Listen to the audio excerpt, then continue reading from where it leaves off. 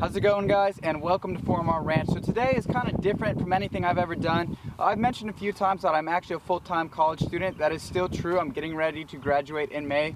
Fingers crossed. I'm studying mechanical engineering, and of course I have friends studying mechanical engineering. So part of us graduating at the end of the year is doing what we call a senior design project, which is where you have to design, analyze, build, and then test a project. So one of the groups, what they're trying to do is build a portable shield for paramedics or EMS personnel if they have to go into a dangerous area such as recent shootings.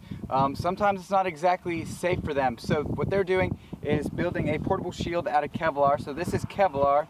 For those of you guys that aren't aware, this is what goes in a lot of the level 3A ballistic vests that police officers and law enforcement wear. It's an extremely durable and strong fiber essentially, and when woven nice and tight like this and layered up, it becomes bulletproof up to 44 Magnum, and that is level 3A. So to stop rifle rounds, you got to use typically hard body armor. So what they're doing, obviously they have to stick to soft body armor, otherwise they'd be building a tank, is building a big portable level 3A shield. So they just wanted me to test for them their Kevlar weave. So they have 12 layers of Kevlar that's sealed up in some nice nylon fabric, and I'm just going to shoot it for them. And of course, like I said, level 3A is rated to 44 Magnum. I do not have a 44 Magnum yet, but I do have access to a 45 long Colt, and the ammo that I'm going to be running through that has similar muzzle energy to a 44 Magnum. Sorry, that was a lot to take in, but just wanted to share this with you guys today. So let's go ahead and shoot some Kevlar. Alright, so as mentioned, we're going to be using some pretty hot stuff for the 45 long Colt, and that is the HSM Bear Load. So this is a plus P round. It has a 325 grain slug that'll be coming out of the tube. We're going to be using a Smith & Wesson Governor, because that's what I currently have access to, loaned by a friend, so thanks to my buddy, shout out to him. And again, so this is going to be plus P. This is going to put out 930 foot-pounds of energy, so that is definitely within the range of a lot of the 44 Magnum loads. And I'm going to go ahead and shoot this Kevlar just because it's exposed, and you guys can kind of take a look at what it does, and then we'll go ahead and shoot their actual project. So here's where that round hit, right here. And here's the bulge on the way out. That's not to say, although the bullet wouldn't penetrate if you were wearing this, that is still 930 pounds of energy hitting you right in the chest. So still not a fun day for you, but it's pretty cool how you can stop that with fiber.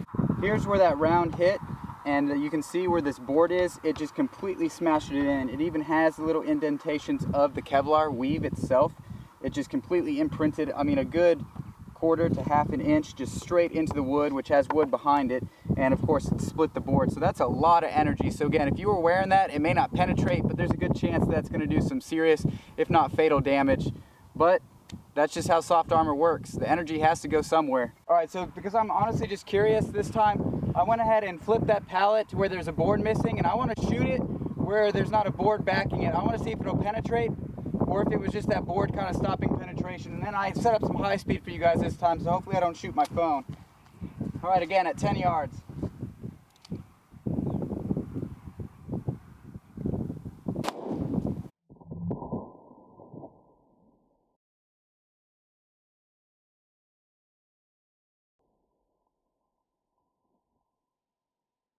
Do you think it went through? No.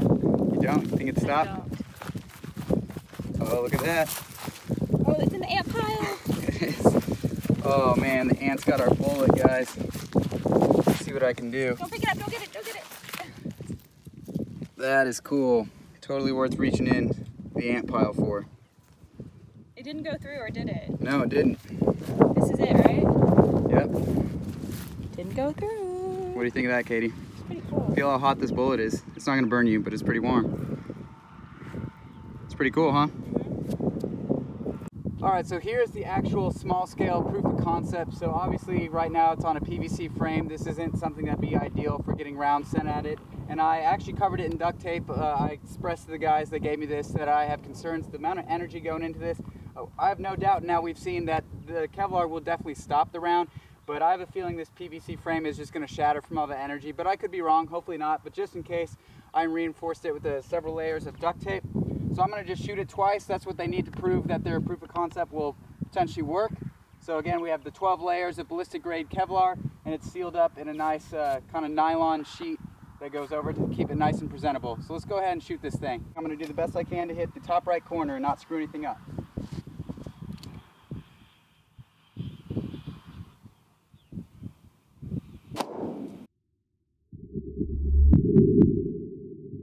Okay, so we hit up here where I was aiming, top right corner, and you can see all this deformation, this bulge. So what I'm assuming happens is the Kevlar layers pretty much all kind of warp and kind of bubble out one way. Looking at the back, we do not have a pass-through. So again, huge deformation. It's kind of wadded up. It's not nearly as flexible right here as it is over here because again, it's all bunched up, but it stopped the round, and that is a hard-hitting round. All right, so now I'm gonna go ahead and try to hit that bottom left corner.